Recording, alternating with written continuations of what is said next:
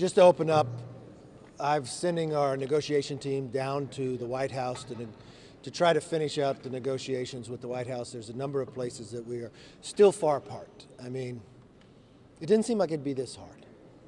I remember even talking to the incoming Democratic leader before I was even Speaker about ways that we could work together on a debt ceiling. Hakeem told me he was going to follow the president's lead. I went down to meet with the president right after becoming Speaker, as you all know, on February 1st. I said, let's sit down, let's work together. The Democrats, they could have lifted the debt ceiling prior to me becoming Speaker. They knew the outcome of the election already. They knew we were taking power. They passed an omnibus bill, but they decided not to do the rising of the debt ceiling, even though they thought people should just raise it cleanly. Speaking with the president, I told him two things. We'll not raise taxes. Why? Because we got more revenue coming in to our coffers at any time in American history. The problem is the Democrats had been in power and they increased the amount of spending to the highest level we've ever had at any time in American history, especially to GDP. And now we have the highest debt at any time to American history. So I just think it's common sense, it's reasonable and it's rational that we spend less next year than we spend this year. Every household would do this. We have money that sits out there, COVID, that's been appropriate that hasn't been used.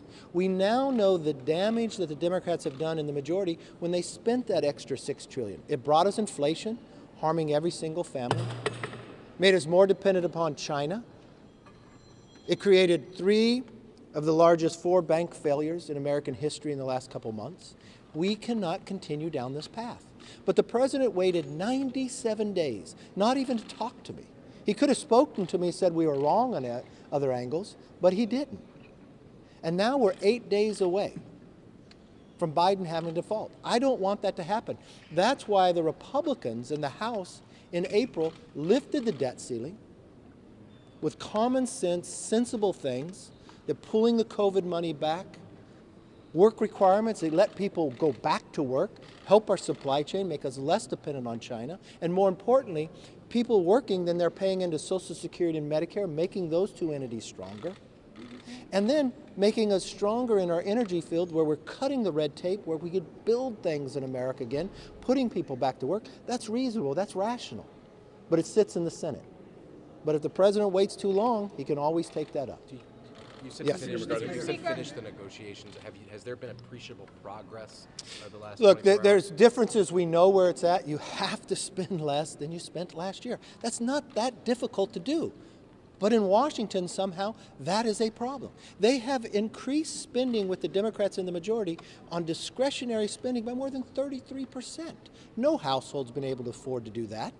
We can find waste, we can eliminate that. The president eliminated a lot of places that we can't talk about, so I got a short area to do it, but we found a reasonable way to do it. So it's not that, look, I think we can make progress today. I'm hoping that we can make progress. Mr. Speaker, what do you say to those who believe you can't get to yes because so many members of your conference won't accept anything less than the bill you've already passed? They're wrong. You know, you underestimated me the whole time. The one thing you should learn from me, I will never give up for the American people. Those are the people I'm looking at. Can we get to yes? Yes. We passed the bill. With no Democrats. You need a bipartisan bill now. Can you get to yes on a deal that will take Democrats? Thank you, because you just identified the problem. No Democrats. So every Democrat voted against raising the debt ceiling. Nothing has happened in the Senate. I'm not a senator. I don't control the Senate. Why didn't they pass something? The president, he didn't talk to us for 97 days. So don't blame me for reaching out to the Democrats, for begging the president to meet with me, or trying to find it. And don't blame us, Republicans, when we put a reasonable bill together that we actually took Democrats' ideas. So when we put spending for government and increase it 1% each year to cap it, so the slow of growth of government, so the economy can catch up, that was a Democrat idea. When we put work requirements in to help people get a job, that's something Senator Biden voted for and President Clinton signed into law. That was a Democrat-supported idea too. So it's not my fault that the Democrats today have become so extreme, so far to the socialist wing that they are now opposed to work requirements, that they are now opposed to saving $1 less than you spent the year before. That to me really seems that the problem are the Democrats. Mr. Speaker, but the White House says they're trying to meet you halfway. So, I mean, at this stage of the game, since you are at loggerheads, what is the off-ramp here? Look, the off-ramp here is to solve the problem, to spend less than we spent last year. That's not that difficult. They still want to spend more. You cannot do that. No household would do that. Look, I explained this before. Well, they don't have a plan. They never passed anything. So, and you can't spend more money the next year than you spent this year. Look, I've explained this before. A debt ceiling, so the American people understand, is having a credit card. You raised and you hit the limit. So year after year, you just kept raising the limit. So you're paying more interest. So now in America, 17 cents out of every dollar comes in just goes to interest.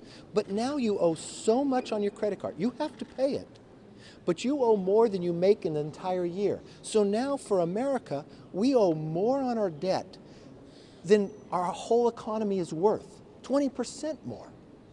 So should you just raise the debt limit, or should you literally think, let's eliminate some waste? If we had spent money, billions of dollars for a pandemic, that money has sat there for 2 years, pull it back. If we can have a provision to help people find jobs, let's do that. If we can find a way that cut red tape to let people go back and build things in America and make us energy independent and not beholden to China, let's do that.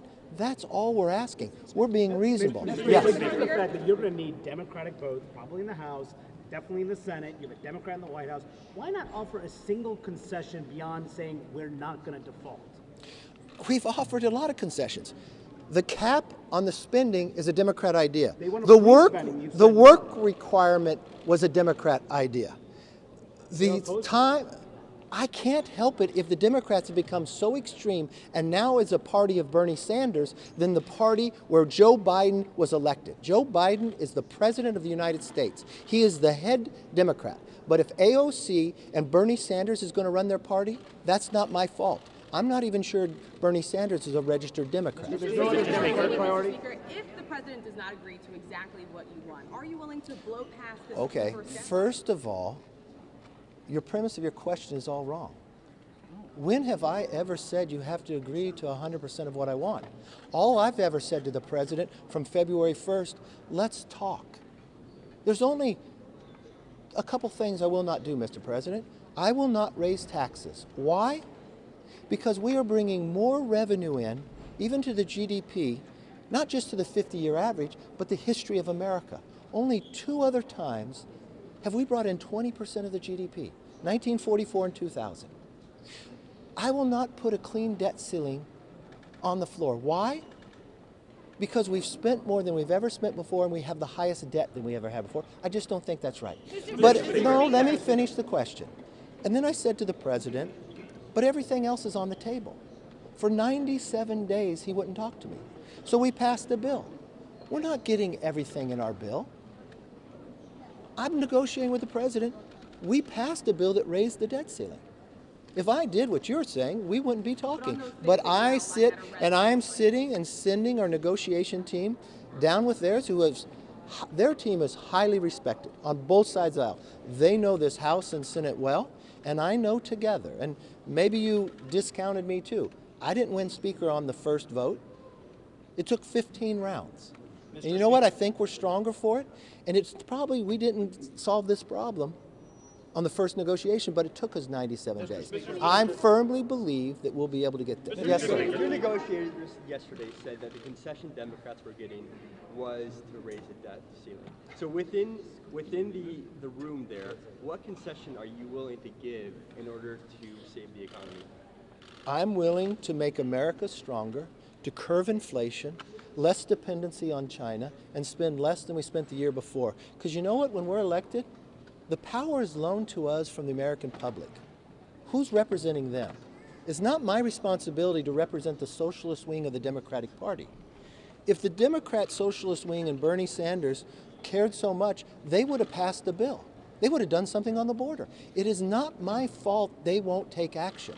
It is not my fault that the president would not meet with me for 97 days. I'm sorry, but the moment he was willing to meet with me, I've been there each and every day. And I firmly believe we will get and solve this problem. I never give up. Mr. Speaker, how much time will you give your conference to read the debt ceiling bill once an agreement is reached? 72 hours. Mr. Speaker, can I get clarity on that? Yes. Yes. Thank you, Jack Richards. Can I ask you a couple questions on popcorn to my colleague Melina from our sister outlet, NTD? Okay, ask your question. Okay. So, are you afraid that voters will blame Republicans for this crisis and any possible default? And what gives you hope that a deal can still be reached? Well, first of all, I don't think there'll be a default, and I don't see how you would blame Republicans. If there's any blame Republicans have, we're the only ones who acted. So if the American public didn't want if they get rewarded for not taking an action and ignoring a problem, the Democrats are going to win that award every day. They did that with Title 42 on the border. They've done that with inflation. They lied to us and told us it was transitory. They did that with the debt ceiling. They told us we shouldn't talk. So I'm sorry. If you want to blame Republicans for solving problems, we'll take that blame. Yes, ma'am. Yes. Will you blame progressives then if we default? Look, I'm not. The only thing I look at, if the Democrats control the Senate and they control the White House, and they wouldn't even do a bill and they wouldn't even communicate, I don't think I have to say who's to blame. If the Republicans have passed a bill that raised the debt ceiling, did it in a responsible, sensible way, I think the American public understand that. But first of all, let me tell the American public, I am not going to give up. We're not going to default. We're going to solve this problem. I will stay with it until we can get it done. But let's be honest about this. We have to spend less than we spent last year. It is not my fault that the Democrats cannot give up on their spending. And you would think, if you have the most revenue in the history of coming in, but when the Democrats were in power, they spent the most money. So we have the most expenses going out, the expenditures. It's not a revenue problem, it's a spending problem. And then you have the highest amount of debt. Don't you think that would finally wake them up to be sensible? Now look, I don't want to point things out, but we have a new here with CNN. I just heard on your news station that 60% of Americans believe the debt ceiling should only be raised after you found savings. So to your question, I think we're representing the American public, and that's what we'll continue to do. Look, I apologize. I got to open up the House. I appreciate spending time with you. We'll continue to keep you updated as we go, and I look forward to the days. Thank you all very much. What's the timeline that you're working with?